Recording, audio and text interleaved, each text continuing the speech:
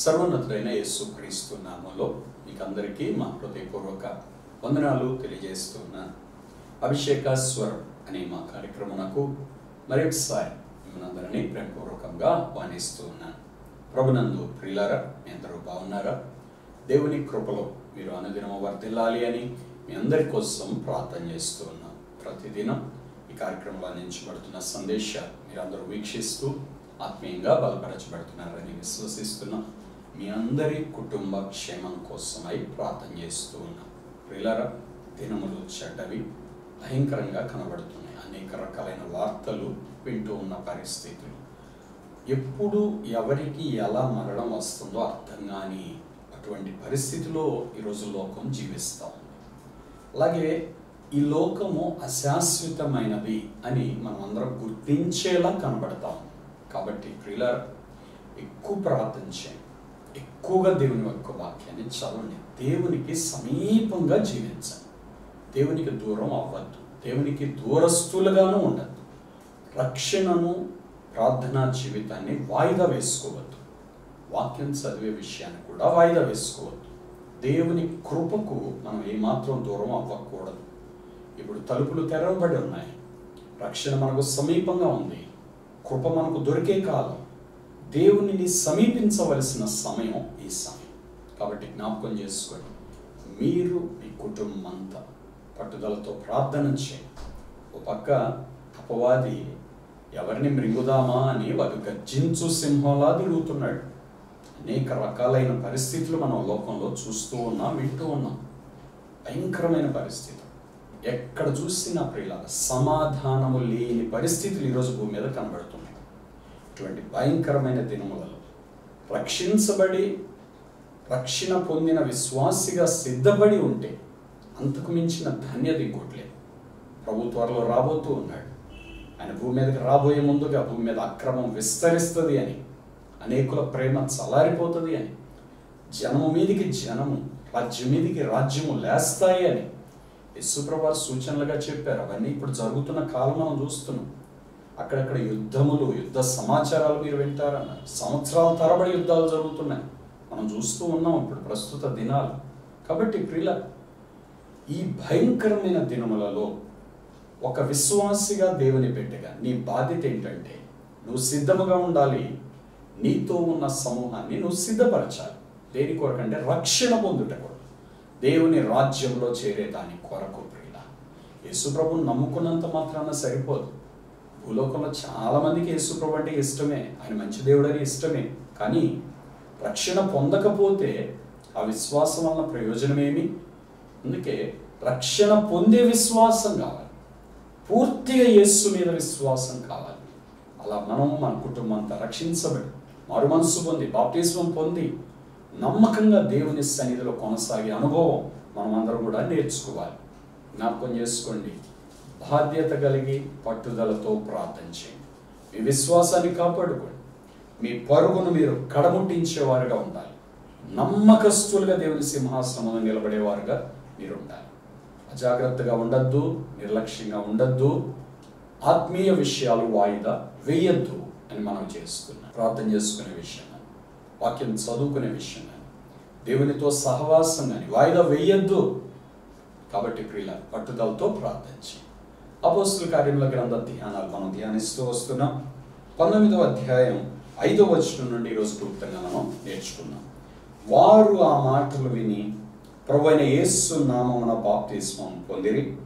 తరువాత పౌలు వారి మీద చేతులు ఉంచగా పరిశుద్ధాత్మ వారి మీదికి వచ్చెను. అప్పుడు వారు భాషలతో మాట్లాడుటకు, ప్రవచించుటకును మొదలుపెట్టిరి. వారు ఇంచుమించు 12 పురుషులు. ప్రియులారా, పౌలు ఇక్కడ ఒక 12 మందితోటి మాట్లాడుతున్నాడు. ఆ 12 మంది ఎవరు అంటే పురుషులు. వారు యోహాను బాప్తిస్మం పొందినవారు, రక్షణ పొందినవారు, విశ్వాసులుగా జీవిస్తూ ఉన్నవారు. కానీ ఆత్మీయులే కానీ లోతు లేని ఆత్మీయులు, శక్తిని పొందని ఆత్మీయులుగా వారు ఉన్నారు. ప్రియులారా, ఒక వ్యక్తి మారు మనస్సు పొంది తన పాపాన్ని విడిచిపెట్టి రక్షించబడి బాప్తిస్మం పొందితే అది చాలా గొప్ప పని అన్నట్లుగా చాలామంది భావిస్తూ ఉంటారు. కానీ వాస్తవం చెప్పాలంటే బైబిల్ భాషలో అది క్రొత్త జన్మ మాత్రమే. పుట్టావంతే, నువ్వు ఇంకా ఎదగల, నువ్వు పెరగాలి, పాలు తాగాలి. వాక్యం అనే ఆహారం, పాల చేత పోషించబడుతున్నావు. వాక్యం అనే పాలు, అవి వాగ్దానాలు, లేక దేవుని సహాయం, దేవుని కార్యం. ఇప్పుడు చిన్నపిల్ల అనుకోండి, తల్లి ఏం చేస్తుంది? ఒళ్ళో పెట్టుకొని పాలు తల్లే పట్టేస్తుంది. నాకు ఆకలిస్తుందని ఈ పిల్లోడు అడగలేడు, ఎందుకంటే వాడికి ఆకలి తెలియదు. నిద్రపోతూ ఉంటాడు, పాలు తాగుతాడు, అంతే. కొంతమంది చూడండి, వాక్యం వింటూ ఉంటారు, అట్లాగే వాడి జీవితంలో అలా ఉండిపోతారు, నిద్రపోయినట్టు పిల్లలుగా. బలవంతులైతే, ఎదిగిన వారైతే నిలబడతారు దేవుని కోసం. దేవుని కోసం ఏదైనా బాధ్యత తీసుకుంటారు, ఏదైనా పని చేస్తూ ఉంటారు, ఇంకా ఆలోచిస్తారు, తమ కాళ్ళ మీద తను నిలబడతారు. చూడండి, మానవ జీవితం పసిపిల్లలుగా పుట్టినప్పుడు తల్లి చేత పోషించబడతారు. కొంచెం ఎదిగాక తండ్రి తల్లి కలిసి వారు పోషించే అనుభవాల్లో వారు ఎదుగుతారు. అంటే వీళ్ళ అవసరాలన్నీ వేరొకళ్ళు ఇవ్వాలి. ఇంకొంచెం ఎదిగిన తర్వాత వీళ్ళ అవసరాల కోసం ఎదురు చూడరు, కానీ వీరు సంపాదించేవారుగా మారుతారు, ఇతరులకు ఇచ్చేవారుగా మారుతారు. తర్వాత కొద్ది కాలానికి ఒకళ్ళు కాదు, ఒక కుటుంబాన్నే పోషించగలిగిన వారుగా వారు మారుతారు. ఇది మానవ జీవితంలో ఉన్న ఎదుగుదల. ఆత్మీయ జీవితంలో కూడా అలాంటి ఎదుగుదల అనుభవాలే ఉన్నాయి. నూతన జన్మ, బాప్తిస్మం పొందటం అంటే పుట్టటం అంతే. పసిపిల్లలు, చాలామంది విశ్వాసులు అనుకుంటారు అది చివరిలో చచ్చిపోబోయేటప్పుడు బాప్తిస్మం తీసుకుందాం అనుకుంటారు. చచ్చిపోబోయేటప్పుడు గుడితే పరలోకం పసిపిల్లోళ్ళలాగానే ఉంటావా? అంటే ఉయ్యల్లో తిరిగే పసిబిడ్డగానే పరలోకంలో అడుగు పెడతావా? లేక బలవంతుడిగా, పెద్ద వ్యక్తిగా, శక్తిని పొంది, బలమును పొంది, లోకమును జయించి, పాపమును జయించి, శత్రువును తలక్రిందులు చేసి, శత్రువును ఓడించి, అనేక మందిని విడిపించి, అందరితో కలిసి వారిని తీసుకొని దేవుని రాజ్యానికి వెళ్ళే బలవంతుడిగా పరలోకంలో అడుగు పెడతావు? ఎలా అడుగు పెడతాను? మరి విచిత్రం, కొంతమంది అయితే ఏదో జోకులు వేస్తుంటారు, మారు మనసు పొందకుండానే దేవుని రాజ్యంలోనికి వెళదామని. బైబిల్లో ఒక మాట ఉంటుంది, విందు జరుగుతూ ఉంది, అందరూ వచ్చి విందులో కూర్చున్నారు. ఒక ఆయన వచ్చాడు, వచ్చిన వాళ్ళందరికంట యజమాని పెండ్లి వస్త్రాలు ఇచ్చాడట. ఈయన మాత్రం అది లేకుండానే వచ్చి విందులో కూర్చుందాం అనుకుని కూర్చున్నాడట. ఆయన అడిగాడు, స్నేహితుడా, పెళ్లి వస్త్రం ఏది నీ లేకుండా ఎలా వచ్చి కూర్చున్నావు ఇక్కడ అని. ఆ వ్యక్తికి ఏం ఘనత ఇవ్వాల, బంధించి వేసుకెళ్ళి జైల్లో వేసేయండి అన్నారు. చెరసాల, అక్కడ అగ్ని ఆరదు, ఆత్మ సావదు, అక్కడ చీకటి, వెలుపటి చీకటిలోకి దోసేయండి అన్నాడు. అక్కడ బంధించబడతాడు, యుగయుగాలు ఏడుపు పండ్లు కొరుకుట ఉండేస్తారు. అంటే పెండి వస్త్రం పొందని వ్యక్తికే శిక్ష ఉంటే అసలు నూతన జన్మే పొందకపోతే ఇంకెట్లా? మారు మనసు పొందని వ్యక్తి, బాప్తిస్మం పొందని వ్యక్తి దేవుని రాజ్యంలో చేరలేరు. గొర్రె పిల్ల యొక్క జీవ గ్రంథమందు పేరు వ్రాయబడిన వారు తప్ప మరెవరూ దేవుని రాజ్యంలో చేరలేరు. మరి ఆత్మీయ జీవిత అనుభవాలు ఎన్నో ఉండగా భౌతిక సంబంధమైన, శరీర సంబంధమైన ఈ జీవితాన్ని రక్షణ పొందటానికే ముందుకు రాకపోతే ఇంకా అసలు వీళ్ళ జీవితాల్లో రేపొద్దున పరలోకంలో ఎంత ఏడుస్తారో చెప్పడానికి వెళ్ళి. ఎందుకంటే మారుమనసు పొందలేదు, రక్షణ పొందలేదు, సంవత్సరాలన్నీ వ్యర్థం చేసుకున్నారు లోక సంబంధమైన జీవిత అనుభవాలు. అదేమంటే లోకంలో ఎంజాయ్ చేయాలండి, ప్రాణమా తినుము, త్రాగుము, సుఖించుము. ఓకే, ప్రసంగి గ్రంథంలో కూడా అంటాడు, యవనుడా నీ యవన కాలమును నీ కోరిక యొక్క ఇష్టం చొప్పున, నీ దృష్టి యొక్క ఇష్టం చొప్పున నీకు నచ్చినట్టే నువ్వు ఉండు. అయితే వీటన్నిటిని బట్టి దేవుడు నిన్ను తీర్పులోనికి తెచ్చునని జ్ఞాపకం ఉంచుకోను. నువ్వు దేవునికి విరోధంగా చేసే వాటన్నిటికీ దేవుడు నిన్ను శిక్షించబోతున్నాడు అనే జ్ఞాపకం నీకు ఉందా? అలా ఉంటే అవి చేయం కదండి. లోకంలో ఎంజాయ్ చేయాలని మారు మనసును వాయిదా వేసుకునేవారు, బాప్తిస్మాన్ని వాయిదా వేసుకునేవారు, రక్షణను దూరం చేసుకుంటున్నవారు. నువ్వేం పోగొట్టుకుంటున్నావు నీకు తెలుసా? దేవుని రాజ్యాన్ని నీ చేతులారా నువ్వు పోగొట్టుకుంటున్నావు. అంటే నాకు దేవుని రాజ్యం వద్దు అంటున్నావు. దేవుని రాజ్యం వద్దు అంటే ఎక్కడికి వెళ్తారు ఈ వ్యక్తి? నిత్య నరకాగ్నికి వెళ్తారండి. వెలుగులో లేని వ్యక్తి ఎక్కడ ఉంటాడంటే చీకట్లో ఉంటాడు. నువ్వు చీకట్లోంచి వెలుగులోకి రా అంటే, నాకు చీకటి నచ్చింది, చీకట్లోనే నేను తైతక్కలాడతానంటే ఆడటమే. ఇంకా చీకట్లోనే పర్మనెంట్గా. ఇక్కడ ఈ చీకట్లో జీవించే వ్యక్తి అక్కడ వెలుపడి చీకటిలోనికి త్రోసివేయబడతాడు. అక్కడ అది అగ్ని ఆరదు, ఆత్మ సావదు, యుగయుగాలు ఏడ్పు పండ్లు కొరుకుట ఉండి నిత్య నరకం అనే స్థలం. అది అగాధమైన లోయ, అందులో పడిన వాడు ఎన్నటికీ బయటకు రాడు. ఈ లోకంలో కూడా మీరు గమనించండి, ఒక వ్యక్తి ఏదైనా వ్యసనాల్లో పడిపోతే దాని నుంచి బయటికి రావటానికి ఆ వ్యక్తి ఎంత బాధపడిపోతాడో చెప్పడానికి వీలేదు. భూలోకంలో అవకాశం ఉండి కూడా విడుదల పొందలేక ఇన్ని ఇబ్బందులు పడతా ఉంటే, వ్యసనాల్లో ఉండి ఇంకా నిత్య నరకాకి నుండి ఎలా తప్పించుకుంటారో చెప్పండి. కాబట్టి మనం జ్ఞాపకం చేసుకోవాలి ప్రియులారా, యేసు క్రీస్తు ప్రభువారి బలియాగములను రక్షించి వీరు ఇక్కడ బాప్తిస్మం పొందిన అనుభవంతో ఆగిపోవటానికి పౌలు ఒప్పుకోలేదు. కానీ వాళ్ళందరినీ కూడా, ఆ 12 పురుషుల్ని కూడా లోతైన అనుభవంలోకి తీసుకెళ్తున్నాడు. అదేంటి అంటే, వారు బాప్తిస్మం పొందిన తర్వాత వారందరూ పరిశుద్ధాత్మతో నింపబడాలి అని పౌలు వారికి నేర్పించడం ప్రారంభించినాడు ప్రియులారా. అందుకే వారు ఆ మాటలు విని ప్రభువైన యేసు నామమున బాప్తిస్మం పొందిరి. బైబిల్లో రెండవసారి బాప్తిస్మం ఇవ్వటం అనేది మనం ఇక్కడ ఒక్క చోట మాత్రమే చూడగలం. బాప్తిస్మం ఒక్కటే, 2 ఉండకూడదు. ఒక్కసారి రక్షించబడాలి ప్రియులారా. అది రక్షణ విషయమైన బాప్తిస్మంగా ఉండాలి. యోహాను విషయంలో వారు పాపముల నిమిత్తమై పశ్చాత్తాపముతో మారు మనస్సు విషయమైన బాప్తిస్మాన్ని వాళ్ళు పొందారు. ఇక్కడ పౌలు వీరిని పరిశుద్ధాత్మలో నడిపించటానికై ప్రభువైన యేసు నామమున బాప్తిస్మం పొందారు. అంటే ఆ రోజులో యేసు ప్రభుని మెస్సియాగా అంగీకరించలేదు. యోహాను బాప్తిస్మం పొందిన వారు కూడా వారు మారు మనస్సు విషయమై బాప్తిస్మం పొందారు, కానీ యేసును రక్షకునిగా అంగీకరించి బాప్తిస్మం పొందలేదు. ఈ రెండింటిలో కూడా వ్యత్యాసం ఉంది. యూదులు యోహాను దగ్గరికి వచ్చి బాప్తిస్మం పొందినప్పుడు వారు యేసు నిమిత్తమై అంగీకరించబడి యేసును రక్షకునిగా అంగీకరించి బాప్తిస్మం పొందలేదు. వారు మారు మనస్సు విషయమై పాపములు మాకు వద్దు, వాటిని విడిచిపెడుతున్నామని బాప్తిస్మం పొందారు.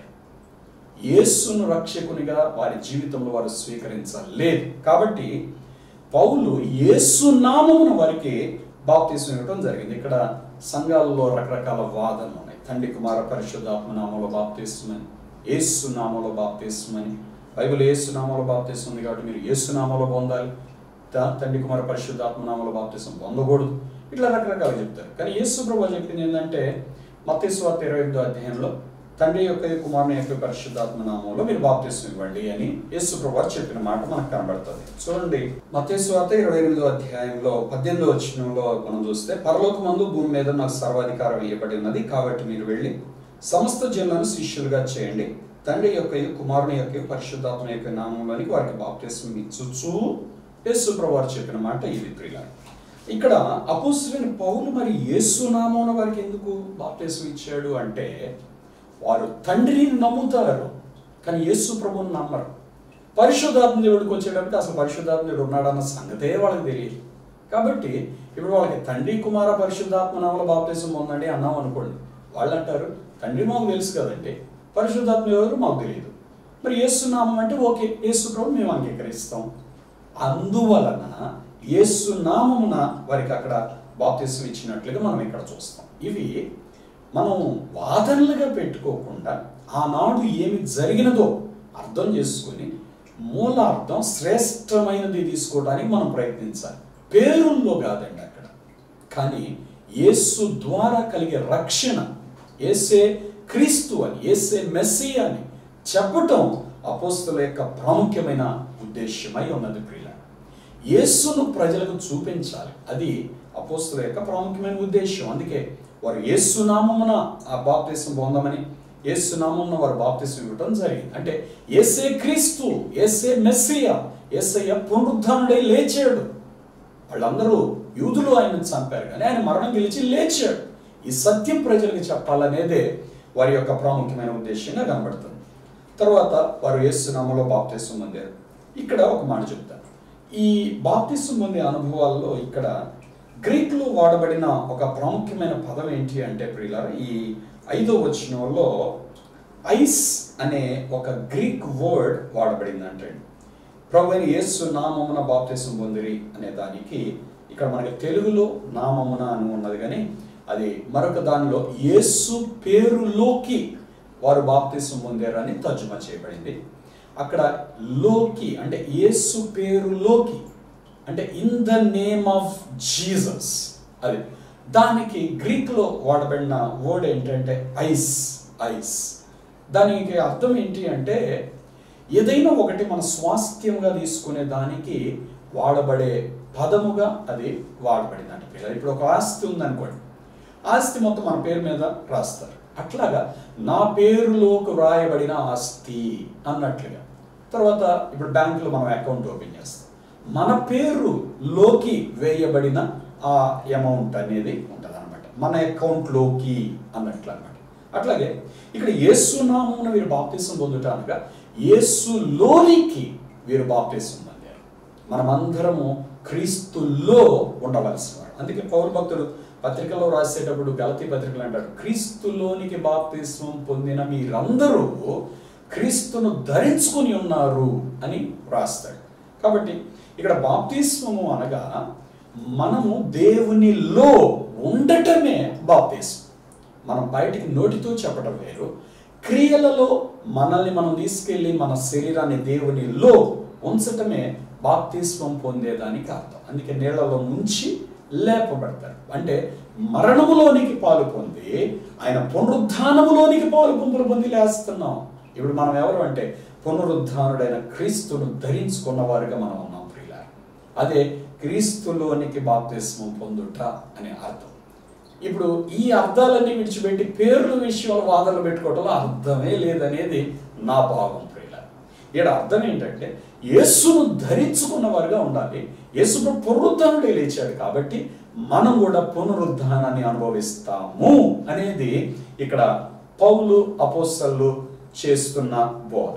ఆ రోజు తర్వాత పౌలు వారి మీద చేతులు ఉంచగా, వారి బాప్తిస్మం పొంది బయటకు వచ్చిన తర్వాత పౌలు అంటే వారి మీద అలా చేతులు పెట్టాడట.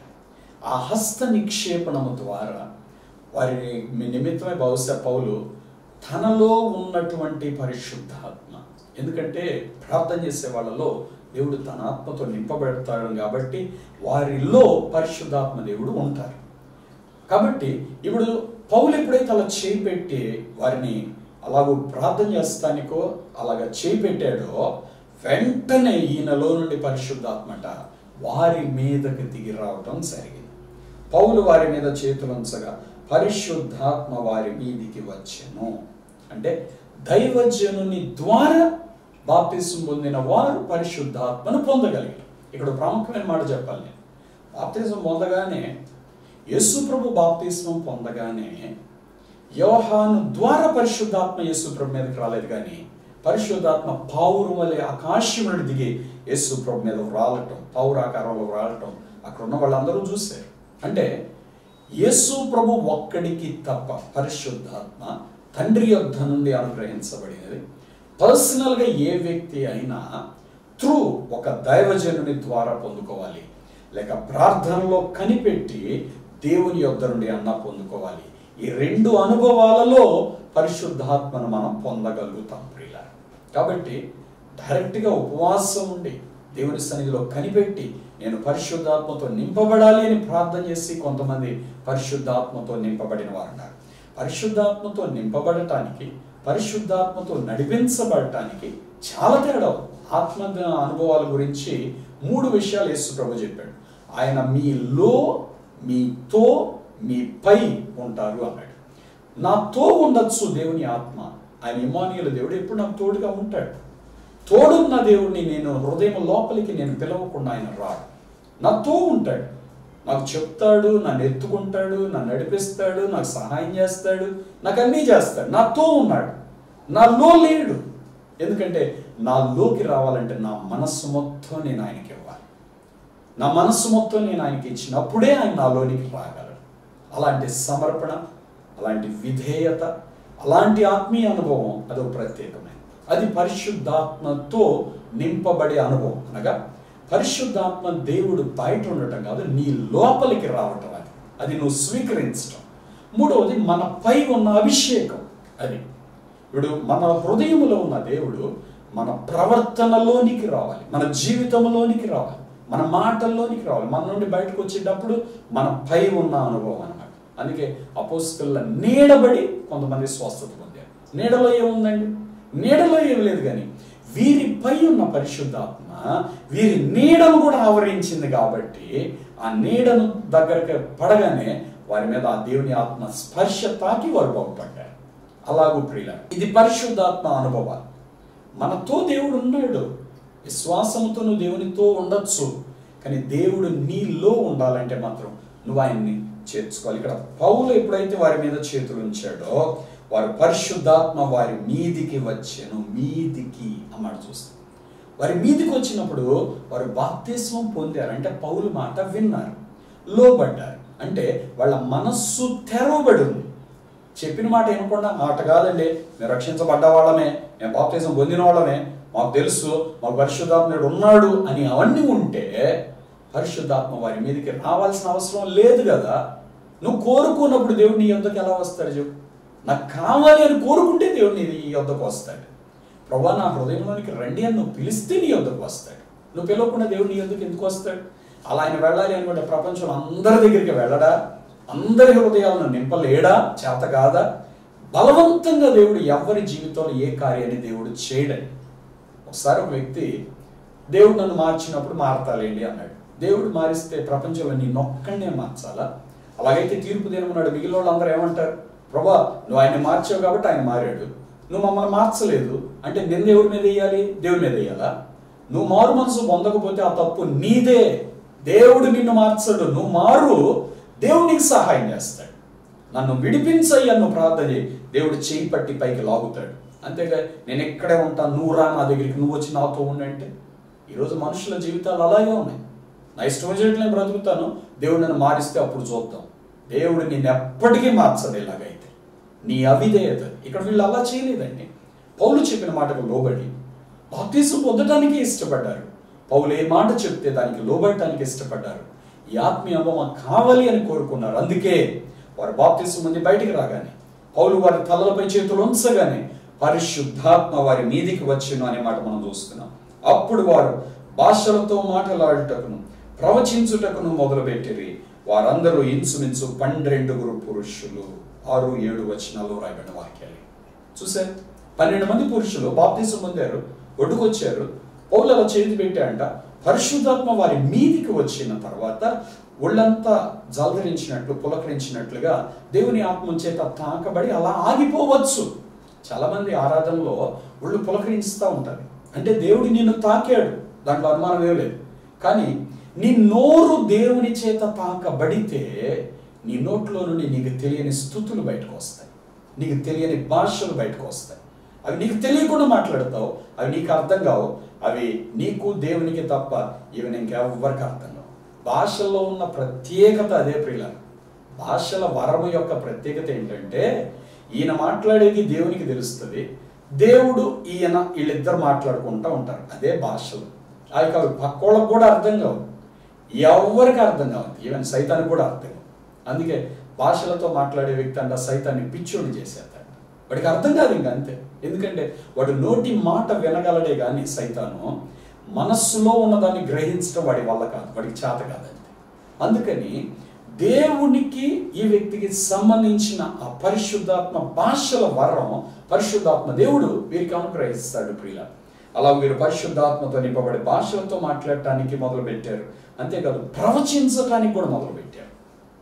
ఏ ప్రవచనాలు చెప్పారు ప్రియుల? కొన్నిసార్లు దేవుని కార్యాలు బహు విచిత్రంగా అద్భుతంగా ఉంటాయి, అసాధారణంగా ఉంటాయి అన్నమాట.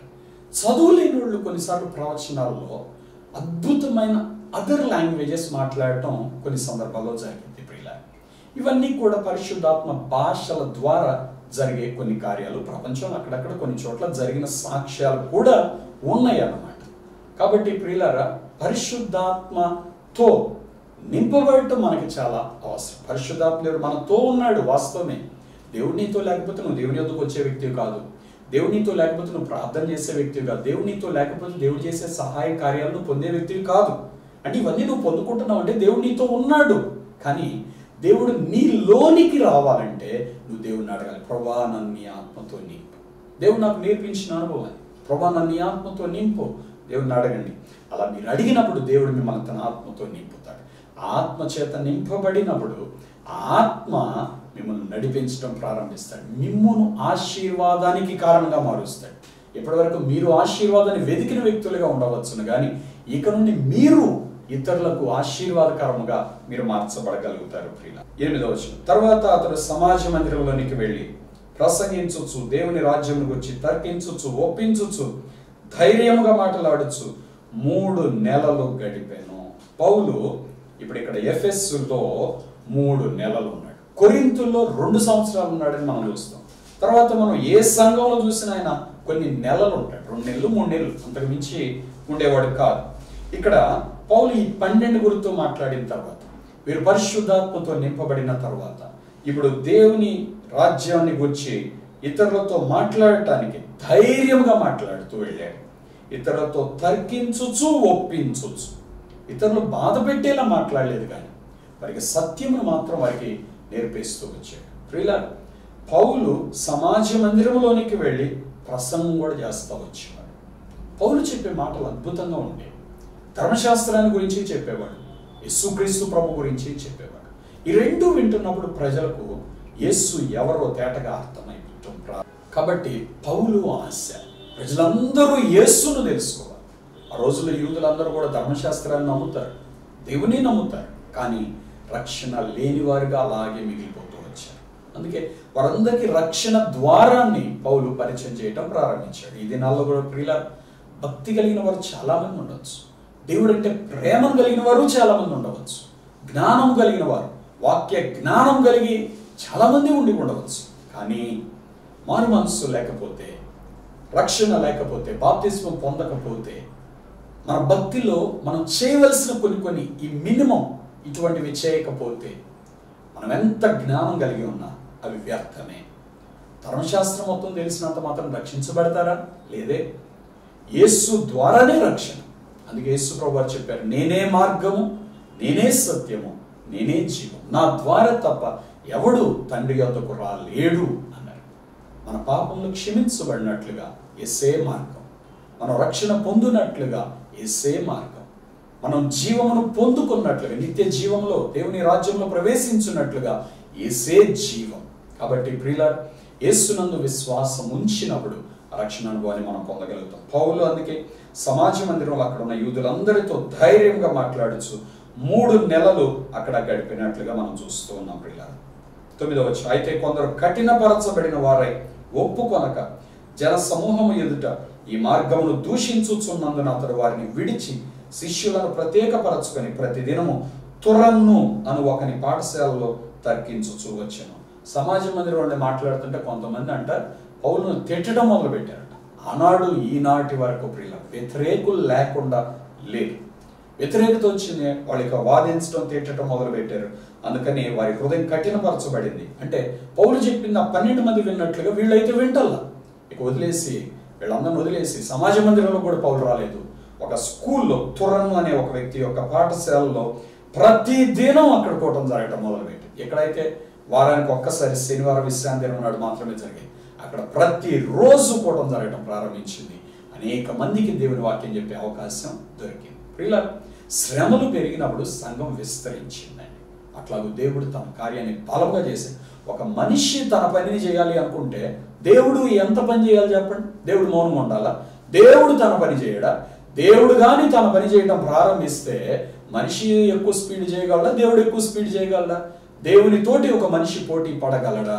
అది ఎప్పటికీ అసాధ్యం. అందుకే ఎప్పటికీ జయము దేవునిదే, క్రీస్తుదే. ఆయన మహిమ పడగలిగిన గొప్ప శక్తిమంతుడైన దేవుడు అయి ఉన్నాడు. మీ జీవితంలో కూడా ప్రియులారా, ఎన్ని పోటీ పడ్డా దేవునితో పోటీ పడలేవండి. దేవుని గట్టిగా పట్టుకోండి, జయం మీదే. దేవుడు అన్నిటి మీద మీకు జయం ఇవ్వగలడు. ప్రార్థన చేసుకున్నాం. తల వంచి కళ్ళు మూసుకోండి. మీ కొరకు ప్రార్థన చేస్తాను. పరిశుద్ధమైన తండ్రి, ఈ దినం మీరు నేర్పించిన ప్రతి పాఠాన్ని బట్టి స్తోత్రాలు. వాక్యం విన్న మా ప్రియులందరినీ దర్శించండి, సర్వసత్యములోనికి నడిపించండి. నేను గురించి అనేక విషయములు నేర్చుకునేందుకు సహాయం చేయండి తండ్రి. నీ యందు విశ్వాసం ఉంచిన వారికి ఎప్పటికీ జయమే. ఆ జయమును బిడ్డలకు దయచేయండి. కార్యక్రమం చూస్తున్న బిడ్డలందరికీ తోడు నడిపించండి. అనారోగ్యంతో బాధపడుతున్న బిడ్డలు ముట్టి స్వస్థపరచండి. ఆర్థిక సమస్యలు అప్పుడు విడిపించండి. బిడ్డలకున్న ఇటువంటి కష్టమైనా తొలగించండి. రక్షకుడిగా వీరి జీవితంలో మీరు ఉండండి నాయన. పాప శాప విమోచనము వారికి దయచేయమని ప్రార్థిస్తున్నాను. మా ప్రియులందరికీ కృప చూపించండి. ఉన్నతమైన భాగ్యాన్ని దయచేయండి. ఈ కార్యక్రమం చూస్తున్న ప్రతి వ్యక్తి నీ రాజ్యంలో ఉండునట్లుగా సహాయం చేయండి. ఏ ఒక్క వ్యక్తి నిత్య నరకాన్ని తప్పించుకోవాలి, వాటిలో పడకుండా సహాయం చేయండి. తోడు నడిపించండి. కార్యక్రమం చూస్తున్న ప్రతి వ్యక్తిని, వారి కుటుంబాన్ని ఆశీర్వదించండి. నెమ్మది, సమాధానము, సమృద్ధి అయిన కృపను దీవెనను దయచేయండి. కాపరిగా తోడు నడిపించమని యేసు నామములో ప్రార్థిస్తున్నాను తండ్రి, ఆమేన్. ప్రియులారా, ఈరోజు కార్యక్రమం ద్వారా మీరు దీవించబడారని నమ్ముతున్నాం. మీరు పొందిన మేలు మీ ఆత్మీయులు తప్పకుండా మాకు తెలియపరచండి. ఈ కార్యక్రమం మీకు దీవెనకరంగా ఉంటే తప్పకుండా కార్యక్రమాన్ని స్పాన్సర్ చేయండి. దేవుడు నన్ను దీవించునుగాక. God bless you. ఆమేన్. మీ ప్రేమపూర్వక కానుకలు చెక్ ద్వారా, లేక డిడి ద్వారా, లేక ఆన్లైన్ ట్రాన్స్ఫర్ ద్వారా మాకు పంపించుటకై మా account number 115894444296, state bank of India, IFSC code SBIN 00212232. అలాగే మీ ప్రేమపూర్వక కానుకలు గూగుల్ పే ద్వారా, ఫోన్ పే ద్వారా, అలాగే పేటిఎం ద్వారా కూడా మాకు పంపించవచ్చును. మీరు మాకు పంపించుటకై మా ఫోన్ నంబర్స్ 9346892569, మరి యొక్క నంబర్ 8886667676. అలాగే మీరు మమ్మల్ని సంప్రదించుటకై మా చిరునామా pastor M. John Wesley, door number 59-3-444, Redla Bazar, పాత గుంటూరు, గుంటూరు. Pin number 522001. మీ ప్రార్థన అవసరతలు మాకు తెలియపరచుటకై మా ఫోన్ నంబర్స్ 8866667676, మరి యొక్క నంబర్ 7075159777.